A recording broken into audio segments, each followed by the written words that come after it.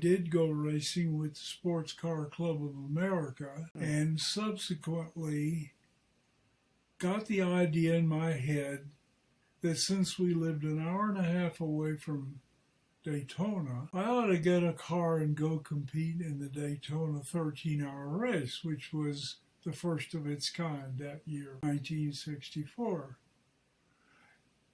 Then I announced that to my buddies, and you read about it in the book. And they all laughed, and we all had a big swig of beer. And there wasn't any way that this amateur guy with this little bitty car and a year of experience was going to get a Ferrari GTO and or run it in a 13-hour race. Yeah. But that's what I did. And well, so what happened? What happened next? How did you do it? I found the only GTO for sale in the world, because by that time Ferrari had built about 33 or 4 of the 36 that they ultimately produced. What year is this, Larry? What time? This was 1964, and the cars began being built in 1962. I did not know that the one I found, which was well used, was the first one ever built.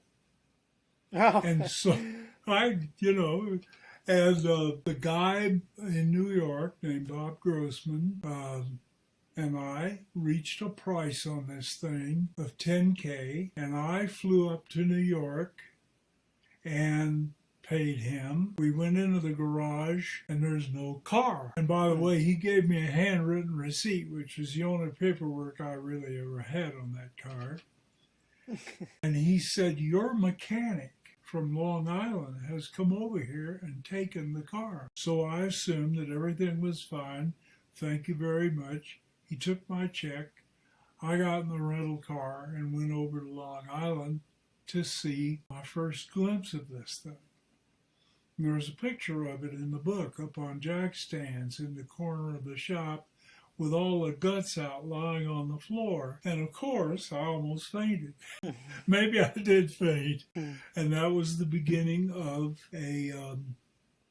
first a 3-year stint with the car, doing fairly well for a privateer without a lot of money. And then, as the story developed, the car has been with me in spirit and in fact all these years, even though I sold it and bid it goodbye and thought that's the end of the story, I kept racing for quite a few years, but I didn't run that car anymore because it wasn't competitive. At that level of motor racing, a 4-year-old car is pretty much at the end of the game, because developments and new technology will take over, and if you're running it, you're just running it for fun, and you're going to be at the back of the pack. And so as a consequence, and because of some pretty strong urging from my wife, I got rid of the car. So it was started out as a whimsical idea, matured very quickly into a search for a car, and then the serious part started, which was a regular trip to the bank, which is what race cars are.